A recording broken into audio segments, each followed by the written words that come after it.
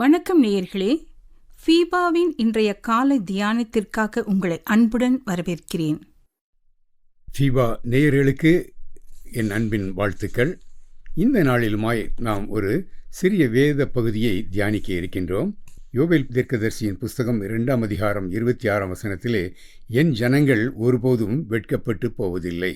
இந்த உலக வாழ்க்கையிலே நம்முடைய குடும்ப சூழ்நிலைகளிலும் சரி, வேலை பார்க்கின்ற இடங்களிலும் சரி, அநேக விடங்களிலே நாம் வெட்கப்படுகின்ற சூழ்நிலைக்கு தள்ளப்படுகின்ற காலகட்டத்திலே நாம் கர்த்தருடைய பிள்ளையாக ஜீவிக்கின்ற வேளையிலே கர்த்தர் அவருடைய அநாதி தீர்மானத்தின்படி உங்களுடைய வெட்கத்திற்கு பதிலாக இரண்டத்தனையான பலனை கொண்டு வர வல்லவராக இருக்கின்றார்.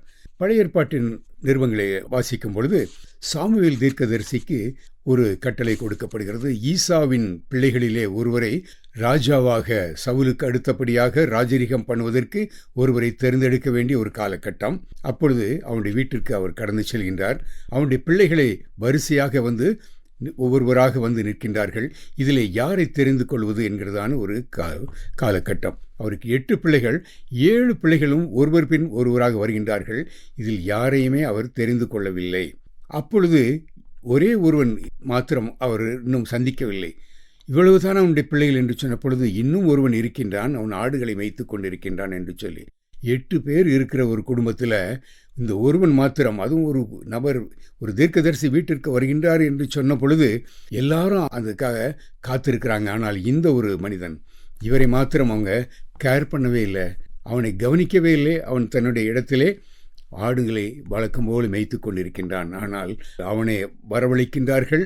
அவன் மேல் அபிஷேக தைலத்தை ஊற்றி அவனை ராஜாவாக அபிஷேகம் பண்ணுகின்றார்கள். அவன் ஒரு வெட்கத்திற்குட்பட்ட சூழ்நிலையிலே, குடும்ப சூழ்நிலையிலே, சகோதரர் மத்தியிலே அவன் தாழ்த்தப்பட்டிருக்கின்றான். ஏற்ற வேளையிலே ஆண்டவர் அவனை உயர்த்துகின்ற தெய்வமாக இருக்கின்றார். வெட்கத்துக்கு பதிலாக இரண்டத்தனையாக பலன் வரும். அலுவலக காரியத்திலே நம்ம ஒரு பார்க்கலாம். என்னுடைய வாழ்க்கையில் நடந்த ஒரு சம்பவம். அநேக காரியங்கள் உண்டு என்னை வெட்கப்படுத்தக்கூடிய சூழ்நிலையிலே. அதில் ஒரு காரியம், என்னுடைய மேலதிகாரி ஒருவர், அவர் டிரான்ஸ்ஃபர் ஆகி அப்படி தான் வந்திருக்கிறாரு. என்னை பற்றி அதிகமாக தெரியாது. ஒரு குறிப்பிட்ட ஒரு இன்சிடெண்ட்டுக்கான ஒரு மேலதிகாரி எம்டி செக்ரட்டரியேட்டுக்கு ஒரு ரிப்ளை அனுப்ப வேண்டும். அந்த பதிலை அனுப்புவதற்கானது என்னுடைய டிபார்ட்மெண்ட்டாக இருந்ததுனால எனக்கு அந்த ஒர்க்கு இன்ட்ரெஸ்ட் பண்ணப்படுகின்றது.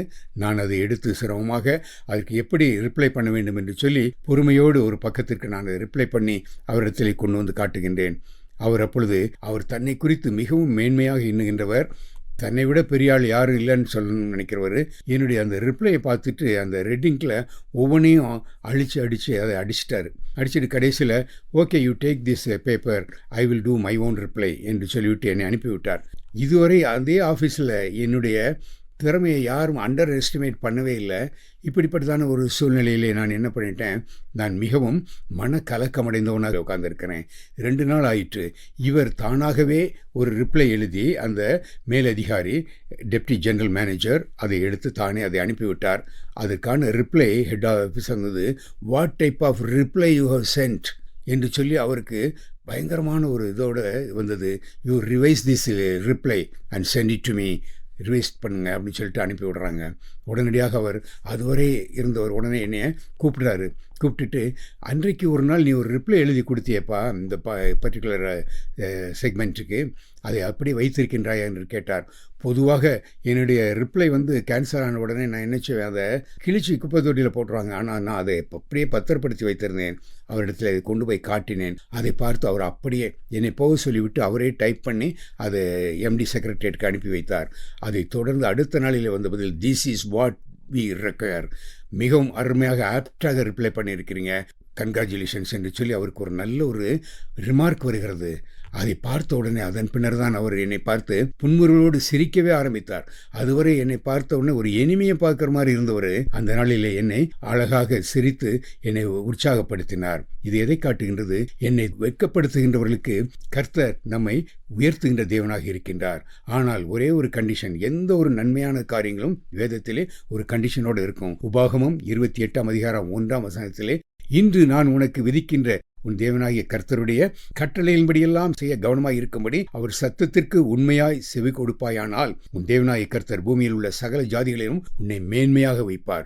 கர்த்தர் நம்மை மேன்மையாக வைப்பதற்கு ஒரே ஒரு கண்டிஷன், அவருடைய வசனத்திற்கு செவி கொடுக்கின்றவர்களாக, கவனிக்கின்றவர்களாக நாம் வாழ வேண்டும். கர்த்தர் விதமான சூழ்நிலையிலே நம் அனைவரையும் உற்சாகப்படுத்தி வழி நடத்துவாராக. ஆமேன். இன்றைய காலை தியானத்தில் பங்கேற்றமைக்காக நன்றி.